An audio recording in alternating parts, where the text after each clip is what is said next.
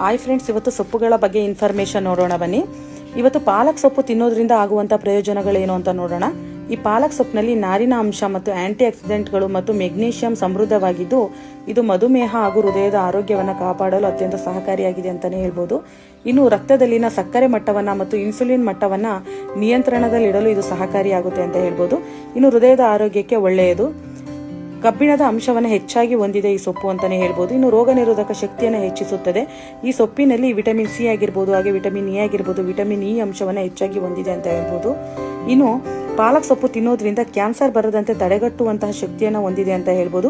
ಇನ್ನು ತೂಕ ಕಡಿಮೆ ಮಾಡ್ಕೋಬೇಕು ಅಂತ ಇರೋರು ಈ ಸೊಪ್ಪನ್ನು ತಿನ್ನೋದ್ರಿಂದ ಬೇಗ ತೂಕವನ್ನು ಕೂಡ ಕಡಿಮೆ ಮಾಡ್ಕೋಬಹುದು. ಇನ್ನು ಈ ಸೊಪ್ಪಿನಲ್ಲಿ ವಿಟಮಿನ್ ಸಿ ಆಗಿರ್ಬೋದು, ವಿಟಮಿನ್ ಎ ಆಗಿರ್ಬೋದು ಇರೋದ್ರಿಂದ ಮುಖದ ತ್ವಚೆಯ ಸೆಳೆತವನ್ನ ಮತ್ತು ಕಾಂತಿಯನ್ನು ಹೆಚ್ಚಿಸುವಂತಹ ಗುಣವನ್ನು ಹೊಂದಿದೆ ಅಂತ ಹೇಳ್ಬೋದು. ನೋಡಿದ್ರಲ್ಲ ಫ್ರೆಂಡ್ಸ್, ಈ ಸೊಪ್ಪಿಂದ ಎಷ್ಟು ಬೆನಿಫಿಟ್ ಇದೆ ಅಂತ. ಈ ವಿಡಿಯೋ ನಿಮ್ಗೆ ಇಷ್ಟ ಆದ್ರೆ ಒಂದು ಲೈಕ್ ಕೊಡಿ, ಹಾಗೆ ನನ್ನ ಚಾನಲ್ನ ಸಪೋರ್ಟ್ ಮಾಡಿ ಫ್ರೆಂಡ್ಸ್. Thank you.